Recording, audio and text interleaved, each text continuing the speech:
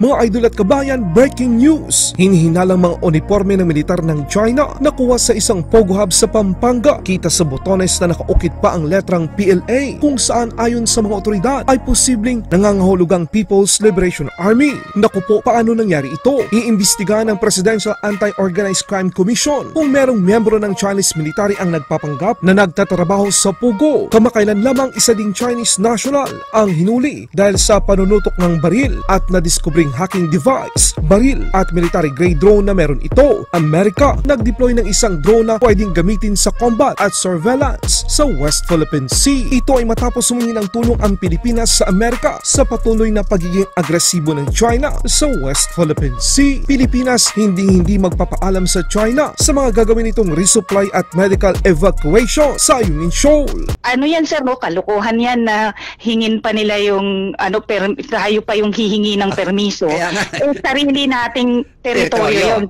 Sundalo ng India at China nagkainitan. Sa isang video na inilabas sa social media na X, makikita ang nangyaring suntukan, hampasan at hagisan ng bato sa pagitan ng sundalo ng India at China.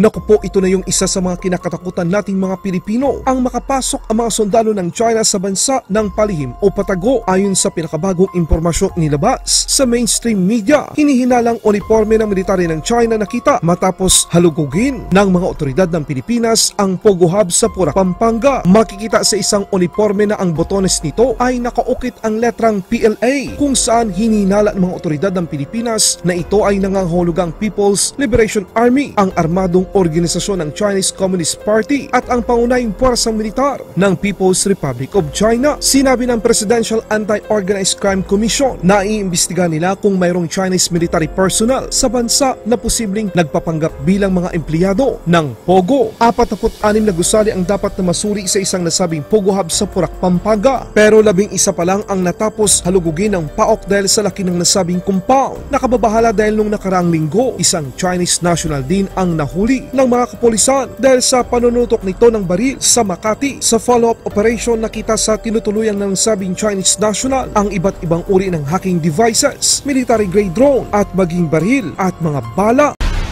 Magtataka tayo kung bakit nasa possession niya yung ganitong mga klaseng gadgets. So therefore, it's very alarming sa part namin ng police na why is it na meron siyang mga ganitong gamit.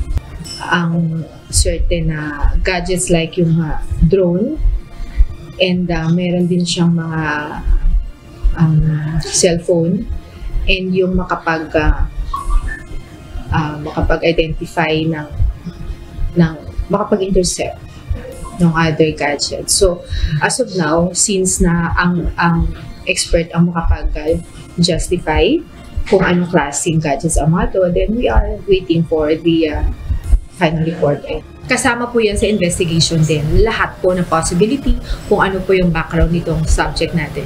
Since na he's a foreign national, so titignan natin yung anggulo kung ano ang ginagawa niya dito sa atin.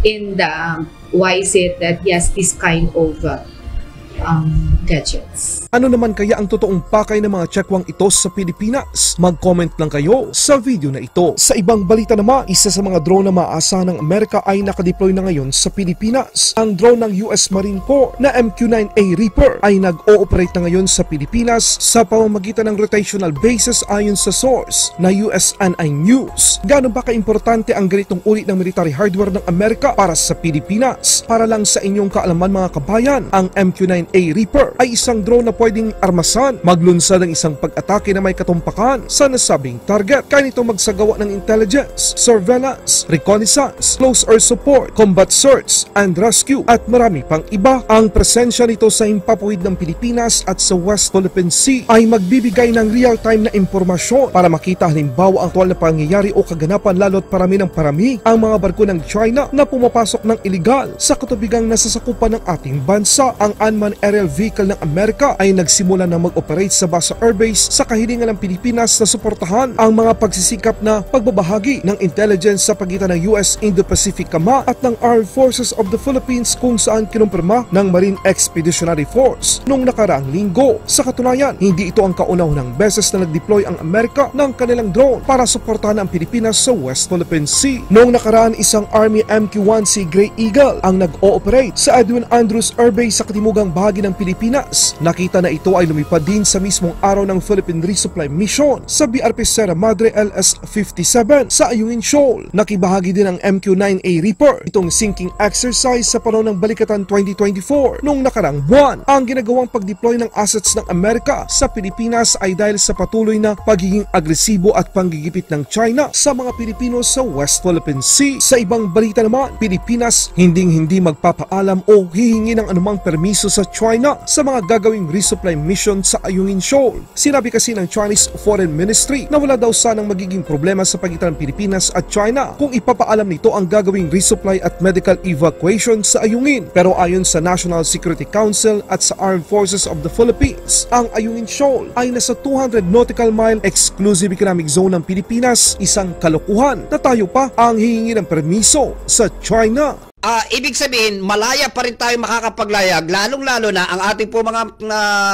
mangingisda dyan po sa West Philippine Sea na yan, ma'am. Siyempre naman, sir, no? Itong Ayungin Shoal at ang BRP Sierra Madre, kung saan po nakastation ng BRP Sierra Madre, andyan po yan sa ating exclusive economic zone and continental shelf. Aha. Ito po, ang batas po, nasa likuran ng Pilipinas, no? It was affirmed in the 2016 Arbitral Tribunal ruling under ng UNCLOS po, no? Yung United Nations Convention on the Law of the Sea. Apo. So, ano yan, sir, no? Kalukuhan yan na hingin pa nila yung tayo pa yung hihingi ng permiso. Sarili nating teritoryo yun. Pamamahay natin yung yung LS-57 na yan. Wala naman pong magpapaalam para may gawin dyan sa kanyang bahay or puntahan ang kanyang bahay. Sa ibang balita naman, sundalo ng India at China nagkainitan. Sa isang video na inilabas sa social media na X, makikita ang nangyaring suntukan, hampasan at hagisan ng bato sa pagitan ng sundalo ng India at China. Hindi gumamit ng armas ang dalawang panig para maiwasan ang mas madugong bakbakan at posibleng pag-umpisa ng digmaan sa pagitan ng dalawang bansa. Gusto kasi ng China na lahat na lang sakupin nila, mapa East China Sea, South China Sea hanggang West Philippine Sea at maging ang kalupaan ng India. 我跟你说，没有交涉那说，准备打他一劲，弄几个3级，我们做好都是防范。好，同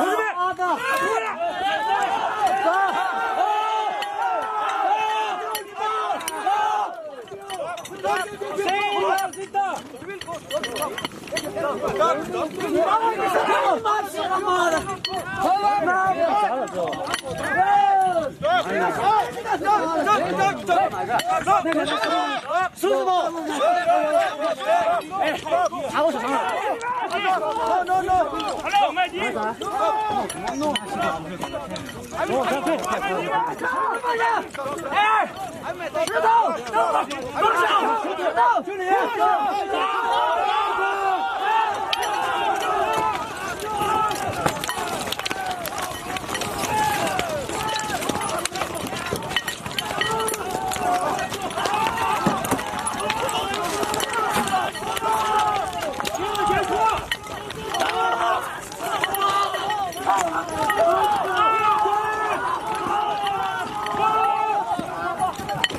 ，Laban Pinas.